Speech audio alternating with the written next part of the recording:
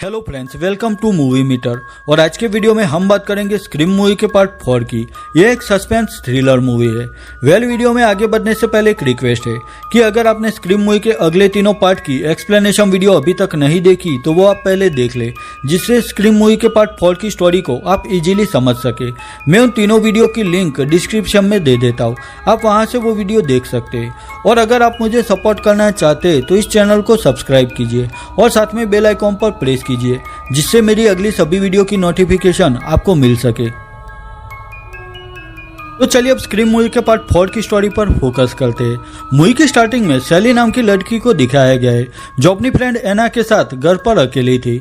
वो दोनों कोई सस्पेंस मूवी देखना चाहती थी। यहाँ पर सैली 100 मूवी देखना चाहती थी, पर एना कहती है कि मुझे ऐसी टॉर्चर वाली मूवी देखना पसंद नहीं है। अब एना के फोन पर एक मैसेज आता है। यह मैसेज गोस्ट मास्क का ही था। यह सोशल मीडिया का जमाना है, इसलिए वो कातिल भी सोशल प्लेटफॉर्म यूज कर रहा था। वो कातिल एना को मैसेज करता है कि मैं अभी इस घर में हूँ, पर एना गोस्ट मास्क के मैसेज को इग्नोर करती है और यहाँ वो कातिल एना की फ्रेंड सैली पर चाकू से वार करके उसे मार देता है। वही एक दूसरा गोस्ट मास्क के कातिल एना पर भी चाकू से वार करके उसे भी मार देता है। यह स्टेप मूवी के 6 पार्ट का इंट्रो था। अभी जो एना और सैली का मर्डर सीन दिखाया गया वो स्टेप फ्रेंचाइजी के 6 पार्ट का ही एक सीन था। इस फिल्म को क्लो और रचल नाम की 2 फ्रेंड देख रही थी। रचल क्लो से कहते हैं कि मैंने ऐसी बकवास मूवी आज तक नहीं देखी। हर बार एक सनकी कातिल कॉल करके धमकी देता है और फिर मर्डर करता है, इसमें कुछ भी नया नहीं है। अब उसी वक्त क्लो रचल की बॉडी में चाकू घुसा देती है। क्लो रचल से कहती है कि अब यह कुछ नया है। यह भी स्टेप मूवी के 7th पार्ट का इंट्रो था। इस मूवी को जेनी और मैगी नाम की लड़कियां देख रही थी। दोनों लड़कियां उसी वुड्सबोरो शहर में रहती थी जहां से यह खूनी सिलसिला शुरू हुआ था। जेनी और मैगी उसी वुड्सबोरो स्कूल में पढ़ती है जहां सिडनी भी पढ़ती थी। वुड्सबोरो मर्डर्स को ठीक 15 साल बीत चुके हैं। नेक्स्ट डे उस हादसे को 15 साल होने वाले थे। अब उसी कातिल के बारे में जेनी और मैगी बात कर रही थी।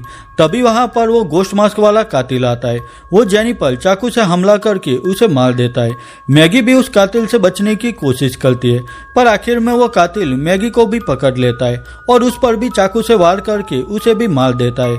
अब नेक्स्ट सीन में सिडनी को दिखाया गया है जो 10 साल बाद वुड्सबोरो शहर में आई थी। सिडनी यहाँ अपनी बुक आउट ऑफ डार्कनेस को प्रमोट करने वाली थी। यह बुक सिडनी की लाइफ पर बेस्ड थी, जिसमें सिडनी ने यह बताने की कोशिश की थी कि किस तरह वो उस डर के साए से बाहर निकली थी। सिडनी के साथ रेबेका नाम की लड़की भी आई थी जो कि सिडनी की बुक आउट ऑफ डार्कनेस की पब्लिशर थी। अब नेक्स्ट सीन में ड्यू को दिखाया गया है जो अब शेरिफ बन गया था। ड्यू और गेल ने शादी कर ली थी और वो दोनों काफी खुश थे। उसके बाद 3 हाई स्कूल स्टूडेंट को दिखाया गया है जिनके नाम जिल, ओलिविया और किर्बी थे। जिल सिडनी की कजिन थी। वुड्सबोरो टाउन में सिडनी एक सेलिब्रिटी बन गई थी। हर बार उसके आसपास रहने वाले लोग मारे जाते थे और सिडनी उस कातिल से हर बार बच निकलती थी। यहाँ जिल को एक कॉल आता है। यह एक स्ट्रेंजर जिल से पूछता है कि तुम्हारी फेवरेट हॉरर मूवी कौन सी है, पर जिल उस स्ट्रेंजर को कोई जवाब दिए बगैर कॉल काट देती है। वो तीनों वुड्सबोरो स्कूल में आती है जहां उनकी मुलाकात चार्ली और रॉबी नाम के 2 लड़कों से होती है। यह दोनों भी बिल्कुल रैंडी की तरह ही हॉरर मूवी के फैन थे। यहाँ जिल के बॉयफ्रेंड ट्रेवर को भी दिखाया गया है। अभी दोनों का ब्रेकअप हो चुका था। अब नेक्स्ट सीन में गेल को दिखाया गया है। अभी गेल के पास कोई काम नहीं था। स्टेप मूवी के पिछले तीनों पार्ट की स्क्रिप्ट भी उसी ने लिखी थी और वो तीनों मूवी कोई खास सक्सेस नहीं हुई थी। पर यहाँ गेल इस बात से परेशान थी कि सिडनी ने अपनी लाइफ पर एक किताब लिख ली थी। वही सिडनी अब एक सेलिब्रिटी भी बन चुकी थी। डेट मीन्स यहाँ गेल सिडनी की सक्सेस से जलती थी, पर फिर भी गेल सिडनी की बुक साइनिंग ओकेजन पर आती है और वो सिडनी से मिलती है। यहाँ थोड़ी देर बाद ड्यू भी आ जाता है, पर वो यहाँ सिडनी से मिलने नहीं आया था। दरअसल कल रात जेनी और मैगी का मर्डर हुआ था। अब जेनी को उस कातिल द्वारा किए गए मैसेज की लोकेशन यहाँ पर ट्रैक हुई थी।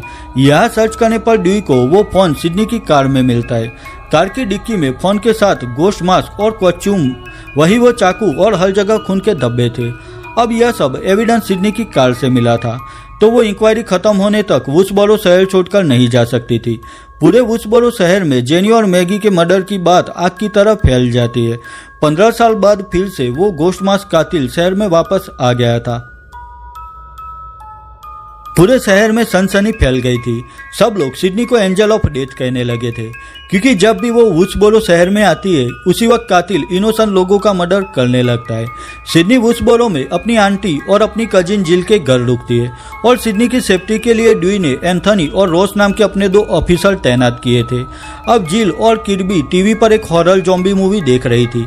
ओलिविया उनके साथ नहीं थी, वो पास ही के घर में रहती थी और इस वक्त ओलिविया घर पर अकेली थी। अब यहाँ वो गोश्तमांस कातिल अचानक ही ओलिविया पर हमला करता है। ओलिविया भी घायल हो चुकी थी और वो मदद के लिए चिल्ला रही थी। उसकी चीख सुनकर सिडनी उसे बचाने जाती है, पर तब तक उस कातिल ने ओलिविया को मार दिया था। यहाँ सिडनी के पीछे उसकी कजिन जिल भी आ जाती है। वो कातिल भी अभी वहीं पर था। वो उन दोनों पर हमला करता है। उस हमले से सिडनी बच जाती है, पर जिल के हाथ पर चोट लगती है। वहां पर ड्यू के ऑफिसर एंथनी और रॉस भी आ जाते हैं, पर तब तक वो कातिल वहां से चला गया था। सिडनी भी यहाँ हैरान थी, क्योंकि फिर एक बार वो सब शुरू हो रहा था। वहां पर गेल भी आ गई थी।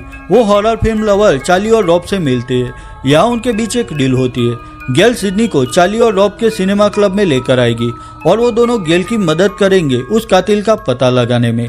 वही दूसरी ओर सिडनी की बुक की पब्लिशर रेबेका सिडनी के पास आकर कहती है कि अब इस सिचुएशन में हमारी बुक आउट ऑफ डार्कनेस ज्यादा मुनाफा कमा सकती है।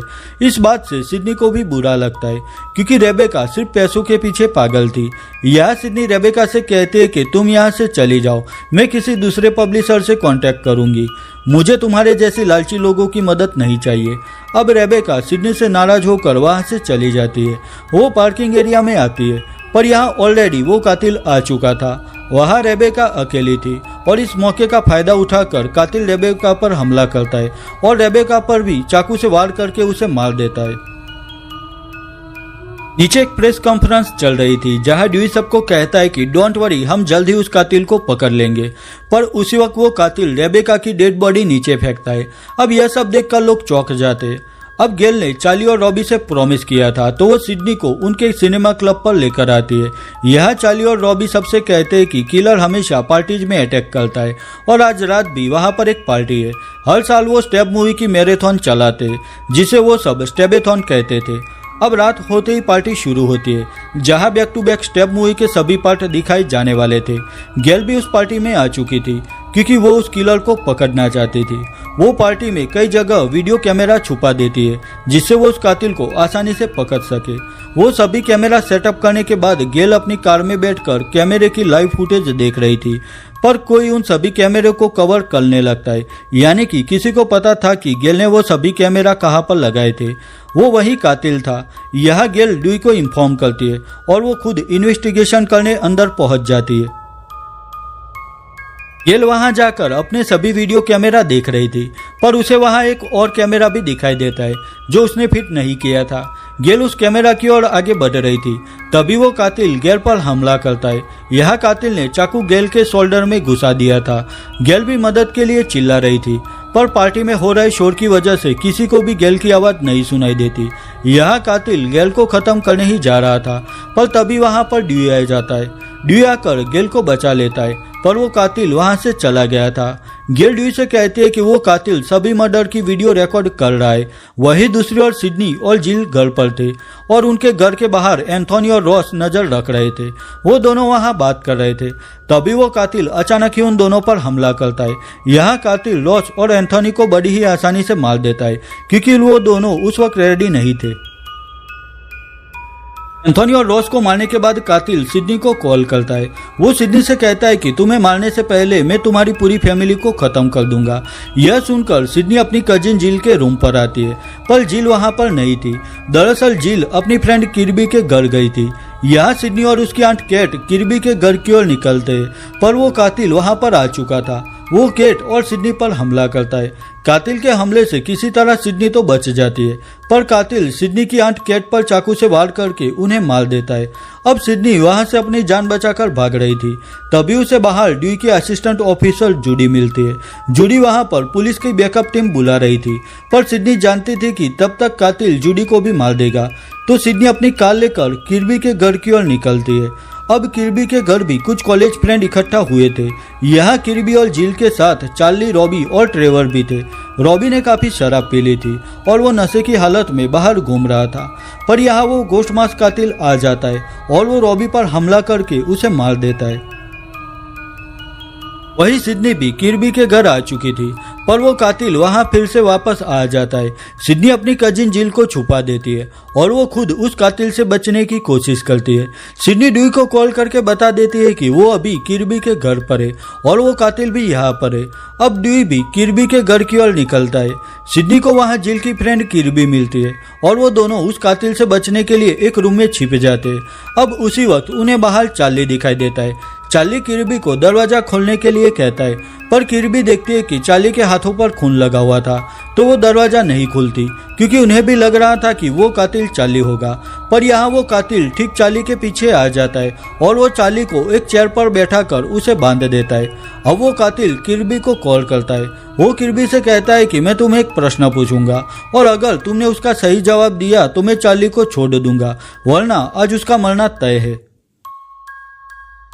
वो कातिल यहाँ फेमस हॉरर मूवी में कातिल जो वीपन्स यूज करते थे उसके बारे में किर्बी से प्रश्न पूछता है और यह किर्बी उसका सही जवाब देती है। वेल अब यहाँ से वो कातिल चला गया था। किर्बी भी बाहर आकर चार्ली को छुड़ा लेती है। वेल जैसे ही चार्ली फ्री हो जाता है वो सीधा एक चाकू किर्बी की बॉडी में घुसा देता है, यानी कि चार्ली ही वो कातिल था। चार्ली वहाँ किर्बी को खत्म कर देता है। वही वो सिडनी को भी पकड़ लेता है, पर सिडनी चार्ली से बचकर वहाँ से भागती है। पर एक दूसरा गोश्त मांस पहना हुआ शख्स सिडनी को रोक लेता है और उस पर चाकू से हमला करता है। सिडनी घायल हो चुकी थी। वेल आखिर यहाँ उस दूसरे कातिल का चेहरा भी हमें दिखाया गया है। दरअसल वो सिडनी की कजिन जिल थी। यहाँ जिल और चार्ली सिडनी को मारने के बाद सारा इल्जाम ट्रेवर पर लगाने वाले थे। जिल और चार्ली ट्रेवर को भी मार देते, यानी कि ट्रेवर ने सिडनी को मारने के बाद खुद भी सुसाइड कर ली। सब प्लान किया हुआ था। आखिर जिल सिडनी को क्यों मारना चाहती थी? दरअसल जिल सिडनी से जलती थी क्योंकि वुड्सबोरो मर्डर के बाद सिडनी फेमस हो चुकी थी। इनडायरेक्टली सिडनी को काफी फेम मिला था और इस बात से जिल बहुत नाराज थी। यह सब करने के पीछे जिल का यह मकसद था कि सिडनी की मौत के बाद जिल नई सिडनी बन जाए और सारा फेम उसे मिले। अब चार्ली भी स्टू की तरह था। उसका कोई मोटिव नहीं था, उसे लोगों की हत्या करने में मजा आता था। दैट मीन्स चार्ली एक साइको किलर था, पर जिल उससे भी ज्यादा चालाक थी। वो कोई सुराग छोड़ना नहीं चाहती थी। यह जिल एक चाकू सीधा चार्ली के दिल में घुसा देती है, जिससे चार्ली वहीं पर मारा जाता है। जिल इतनी पागल हो चुकी थी कि उसने अपनी मॉम को भी मार डाला था। यह जिल सिडनी पर भी चाकू से बैक टू बैक वार करके उसे मार देती है। सिडनी को मारने के बाद जिल सब प्लान के मुताबिक सेटअप करने लगती है। वो ट्रेवर के नाखून से अपने चेहरे पर स्क्रैच करती है। वही वो अपने बाल ट्रेवर के हाथ में फंसाती है। खुद पर भी वो चाकू से वार करती है और दीवार पर अपना सिर पटकती है। वही आखिर में वो ग्लास के टेबल पर गिरती है। यहाँ ऐसा लग रहा था जैसे जिल ने कातिल से मुकाबला किया, पर फिर भी वो सिडनी को नहीं बचा पाई। वेल यहाँ पर एक बात माननी पड़ेगी कि स्क्रीम मूवी के सभी पार्ट में जिल सबसे शातिर कातिल थे। जिल उसी हाल में सिडनी के पास जाकर लेट जाती है। थोड़ी देर बाद वहां पर ड्यूई अपनी पुलिस टीम लेकर आ जाता है। यहाँ जिल को हॉस्पिटल ले जा रहे थे। वेल यहाँ जिल को फेम मिलने लगी थी और यहाँ उसका सपना सच हो रहा था। जिल हॉस्पिटल में ड्यूई को अपनी फेक स्टोरी सुनाती है कि कैसे उसने और सिडनी ने उस कातिल से मुकाबला किया और सिडनी भी उसे बचाते हुए उस कातिल के हाथों मारी गई। ड्यूई भी जिल की कहानी सुनकर इमोशनल हो जाता है, पर ड्यूई जिल से कहता है कि डोंट वरी, सिडनी उस हमले से बच गई थी, पर अब भी उसे होश नहीं आया। यह सुनकर जिल चौंक जाती है क्योंकि अगर सिडनी होश में आ गई तो जिल का झूठ पकड़ा जाएगा। जिल ड्यूई को भी गेल के बारे में पूछती है क्योंकि उस पर भी कातिल ने हमला किया था। यह जिल ड्यूई से कहती है कि तुम गेल का ख्याल रखना क्योंकि हम दोनों पर कातिल ने चाकू से सेम जगह पर वार किया है। अब यहाँ ड्यूई जिल को रेस्ट करने के लिए छोड़कर वहां से चला जाता है। और यहाँ जिल रेस्ट नहीं कर सकती थी क्योंकि अभी सिडनी जिंदा थी। जिल यहाँ फिर से सिडनी पर हमला करने वाली थी। वही दूसरी ओर ड्यूई अपनी वाइफ गेल के पास आता है। ड्यूई गेल से कहता है कि सिडनी की कजिन जिल तुम्हारे लिए वरीड थी क्योंकि तुम दोनों पर कातिल ने चाकू से सेम जगह पर वार किया था। अब यह सुनकर गेल ड्यूई से पूछती है कि मुझे कहाँ चोट लगी यह जिल को कैसे पता चला, क्योंकि यह बात किसी को पता नहीं थी। यहाँ गेल और ड्यूई सारी बात समझ गए थे। वही दूसरी ओर जिल भी सिडनी के पास पहुंच चुकी थी। सिडनी भी होश में आ चुकी थी। यह जिल सिडनी से कहती है कि तुम कब मरोगी, इतने वार करने के बावजूद भी तुम जिंदा हो। अब यहाँ जिल सिडनी को मारने ही जा रही थी, पर तभी वहाँ ड्यूई आ जाता है। पर जिल ड्यूई को अपनी बातों में फंसाकर उस पर हमला करती है। वेल यहाँ ड्यूई भी बेहोश हो चुका था। अब पूरी बाजी जिल के हाथ में थी। वहाँ पर गेल भी आ चुकी थी। अब यहाँ जिल सबसे पहले गेल को मारने वाली थी, पर तभी वहाँ ड्यूई की असिस्टेंट जूडी आकर गेल को जिल के हमले से बचा लेती है। पर जिल ड्यूई की गन से जूडी पर गोली चलाती है। अब यहाँ फिर से जिल गेल पर हमला करने वाली थी, पर तभी सिडनी पीछे से जिल को जबरदस्त शॉक देती है। वो शॉक इतना पावरफुल था कि जिल वहीं पर मारी जाती है। वेल यहाँ भी स्क्रीम मूवी के अगले तीनों पार्ट की तरह कातिल फिर एक बार उठता है, फाइनली मरने के लिए। ठीक उसी तरह जिल भी उठकर सिडनी पर हमला करने की कोशिश करती है, पर सिडनी भी वहां पर रेडी थी। सिडनी जिल पर गोली चलाकर उसे मार देती है। वेल फाइनली यहाँ पर जिल मर चुकी थी और यहाँ गेल, ड्यूई और जूडी भी बच गए थे। वही जिल को भी जो फेम चाहिए था वो भी उसे मिल गया, पर उसके मरने के बाद। और यहीं पर स्क्रीम मूवी का पार्ट 4 खत्म हो जाता है। ईयर 2011 में रिलीज हुई स्क्रीम मूवी के पार्ट 4 को IMDb पर 6.1 आउट ऑफ 10 स्कोर मिला है। वही रोटन टोमेटो पर इसे 60% एंड ऑडियंस स्कोर 55% मिला है। अगर यह वीडियो आपको अच्छी लगी है तो इसे लाइक और शेयर कीजिए, और मेरे लिए कोई भी सजेशन है तो मुझे कमेंट सेक्शन में कमेंट करके बताइए। तो मिलता हूँ अपनी नेक्स्ट वीडियो में, तब तक के लिए बाय बाय।